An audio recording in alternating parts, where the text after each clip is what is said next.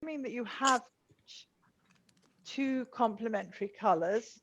The two colors I chose were this red, and I also chose a green because red and green are opposite each other on the color wheel. Okay. I've also allowing you to have black charcoal. So if you've got some black charcoal nearby, that's fine. And I would also suggest you have some white too. So if you can easily acquire those two in addition to the two colors, that would be good. Is to draw, first of all, with your charcoal, just on your, I'm assuming you have got some sugar paper or some color paper. If you haven't, then you've got to do it on white. That's so be it. So can you just draw a line? Line. With what color? With your charcoal, with your black charcoal.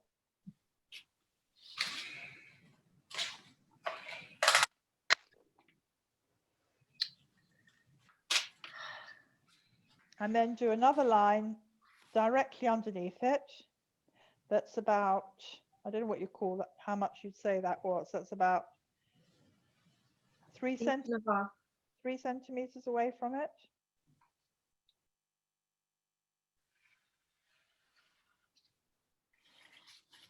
And then I want you to create 1, 2, 3, 4, 5, 6, 7 equal squares underneath.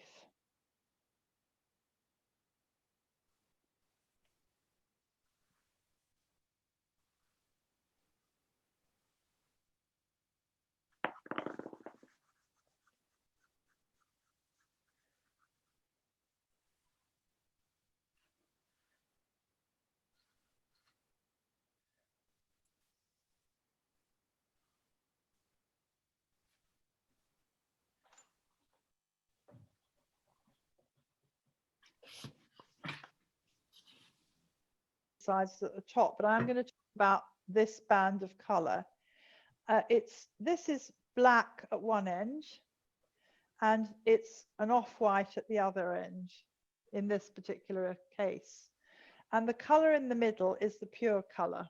Okay, so this range of colors is made with black, white and one pigment.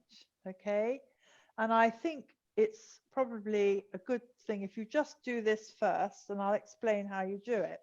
So at one end on the grid that you've just drawn, you just do completely a black square.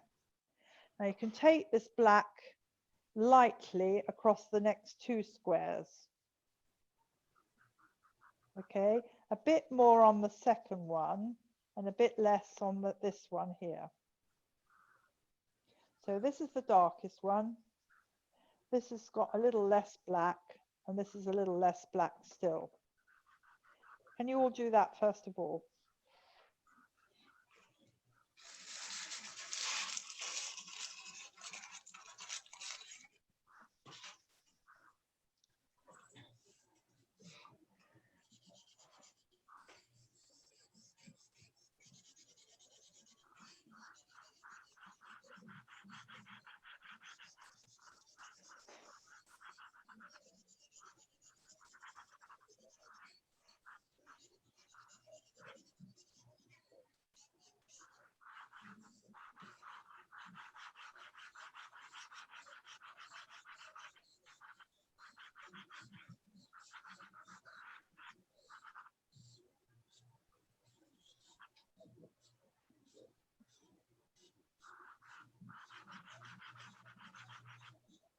For those of you who have finished, choose one of your pigments that, you know, the color pigments, whichever one you like. I'm going to do it because I've done the green. This is my green one. So this fourth square is going to be just pigment, the color pigment, and nothing else. So if you want to just pop that in, that's fine. One of your colors? Yeah, well, one of the two colors that you've chosen, complementary colors.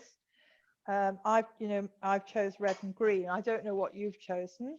I want you to choose one of those colors and please put it in the fourth square. that one in the middle. The next thing is to take your white and then do exactly the same as you did with the black. Do a solid white one end here. And then these two will have white on them, but slightly less on this one and then very little on the last one.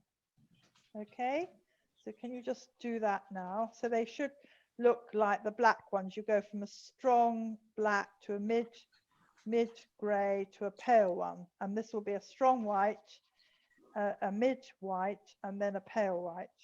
So in other words, some of the paper, in my case because it's blue, will be showing through the chalk.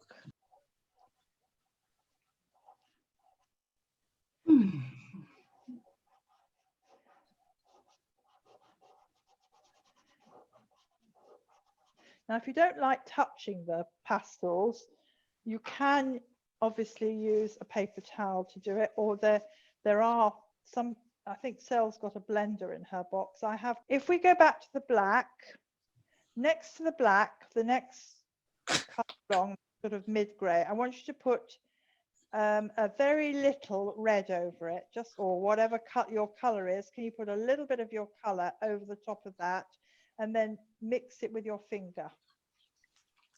If you look at mine, it's sort of, well, it's like a burnt sienna, is it? Or dark brown, Van Dyke brown maybe.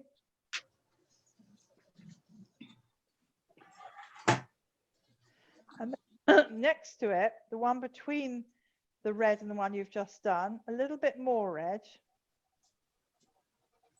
So proportionally, there's less black, but more red or more color on this next one.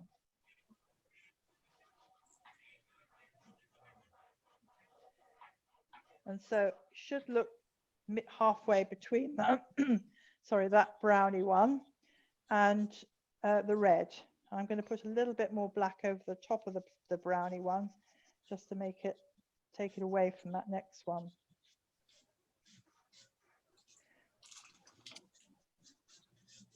Okay, so I've now got 1, 2, 3, 4 distinctly different colors. Can you see that? For those who are quick and able, the next step is just to put a little bit of red over, or quite a lot of red over the square on the right of your mid one, so that you mix it with the white. And if possible, get one of your fingers that's clean to do it. So we now have something that's got red but a bit of white in it. The next one along, slightly less red between that and the white. So this one is really going to be a pink.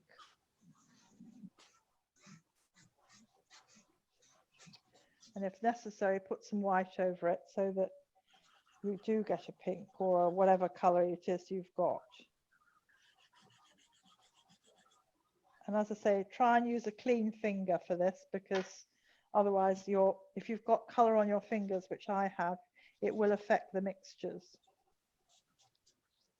There we are.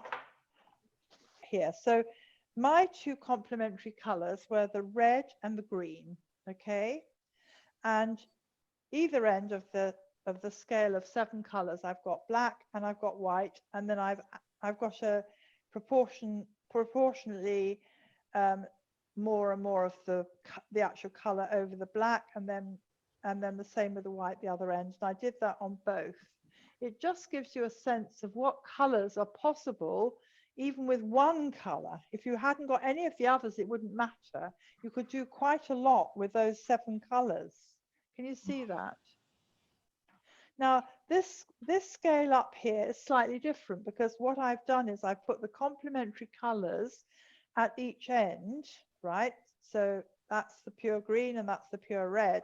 This one in the middle, and this was quite hard to do, and I don't know how successful it really is, to be honest, but is an equal amount of green and red.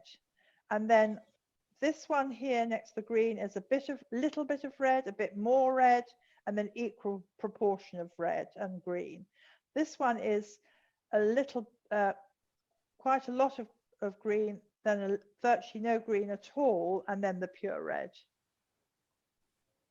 All right, so it's exactly the same as what you've done, but only using, instead of using black and white at the end, I've used the two colors at the end. All right, and this one over here is done with black, a cobalt blue and a cream. Now, the reason I did this one, this was an earlier study for another class I did, and I thought it was quite nice for you to see it. But what's achievable just with a very few colors? You know, you can do a whole study just with black, white, and one color in chalk. But remember that the paper in both these studies is playing a part in the effect. And with pastels, you want to make use of the paper color, and usually what you use is what's termed a half-tone color. So this blue is halfway between a very, it looks almost gray, I imagine, on this, well, I can see it looks gray on the screen, but it's sort of more or less halfway between black and white. It's not strictly half-tone, this one, but generally speaking, when you work, this is sugar paper, it's very cheap.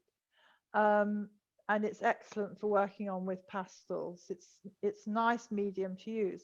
And historically, artists would do pastel studies before launching into doing an oil painting, which obviously took much, much longer. Now, Jill's using oil pastels, which I've used a lot as well. They're not as easy to blend, but you can layer them, in the same way. So the process is similar. It's just that they're not as, you have to work a bit harder at them, and you have to build them up more, because they're more like using an oil paint, oil pastels I'm talking about. But you can get some wonderful effects. And I've done some, well, I think some very successful work with oil pastels. But I do love charcoal and chalky pastels. I think they're lovely.